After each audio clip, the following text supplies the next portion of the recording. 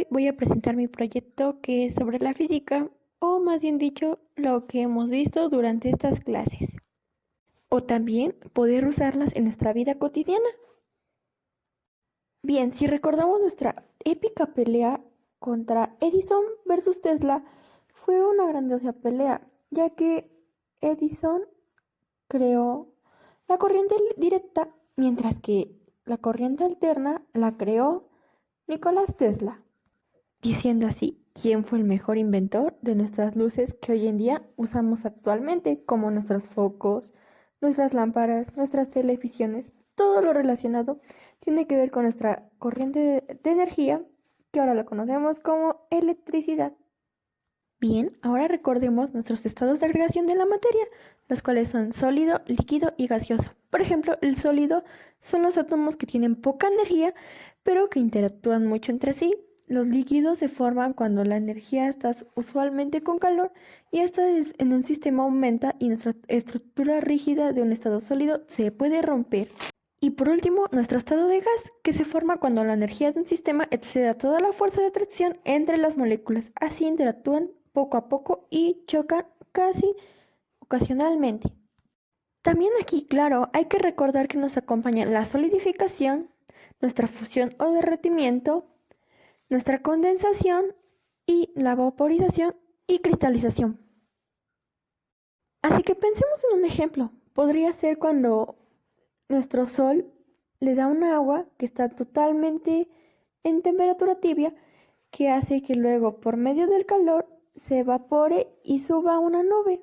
Ese podría ser un ejemplo de nuestra materia. Ahora recordemos nuestra ley de Hooke, que es nuestra ley de elasticidad, que originalmente está formulada por causas de estiramiento longitudinal que establece el alargamiento unitario que experimenta nuestro cuerpo elástico. Tenemos dos tipos de deformaciones. Una es la elástica, que cuando se quita el esfuerzo el material regresa a la forma que tenía originalmente. Y la otra, la deformación plástica, que esta ocurre cuando se aplica un esfuerzo tan grande en un material que al retirarlo, nuestro material no regresa a su forma original. Por ejemplo, una deformación elástica sería con un... ¿Cómo se le podría llamar? Para enchinarnos las pestañas, tiene un resorte que regresa a su estado original, que es la deformación elástica.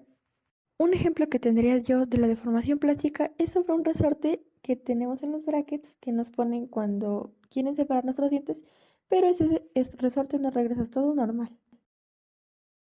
Ahora, si recordamos, Robert Hooke nació el 18 de julio de 1635. Fue uno de los mejores en nuestra escuela, por ejemplo, estudió en la Universidad de Oxford. Fue considerado uno de los científicos más experimentales e importantes en la historia. Fue un profesor de geometría. Vaya, que hasta él construyó la primera máquina aritmética y el telescopio. Podemos decir que hoy en día esas herramientas nos ayudaron mucho de lo que hizo Robert Hooke. Bien, ahora recordemos nuestra densidad, el peso específico y la presión. La densidad es una magnitud escalar referida a la cantidad de masa en un determinado volumen. Nuestro peso específico es la relación entre el peso de una sustancia y su volumen. Y bueno, por último, la presión, que es una magnitud que se mide el efecto deformador o capacidad que tiene una penetración de una fuerza y se define como la fuerza ejercida. Si recordamos un ejemplo de la presión, sería cuando estamos clavando un martillo. Obviamente, este hace presión hasta que quede totalmente adentro el martillo. Nuestra masa se podría dominar como tal vez un ladrillo, que es nuestra cantidad de materia que ejerce en ese cuerpo. Y tal vez el peso específico podría ser que es una botella de agua que está concentrada con su volumen. Bien, ahora ¿recuerdan el método de Arquímedes? Bueno, Arquímedes, mientras tomaba un baño en una tina, se percató a que el agua subía cuando algo se sumergía. Comenzó a asociar los conceptos. El sumergirse que estaba desplazando la cantidad del agua equivalía a su volumen. Así que podríamos decir que desde que se podrían sumergir las cosas, podemos determinar realmente cuánto pesan. Por ejemplo, un ejemplo de la vida cotidiana podría ser que cuando estamos en un bote de agua, echamos una moneda, totalmente se hunde. Esto es por fuerza del volumen. Mientras que si echamos un lápiz al agua, normalmente este no se hundiría, se quedaría elevando sobre el agua. Así es como descubrió sobre la corona que podría ser de oro o que no estaba completamente oro. Y por último, nuestro último tema, ¿qué es la temperatura? La temperatura es la magnitud que mide del nivel térmico o el calor de un cuerpo posee toda sustancia en un determinado estado de agregación. Si tomamos un ejemplo de la temperatura, sería cuando ponemos una mano en un barandal frío durante mucho tiempo, esta mano pasa a una temperatura más fría.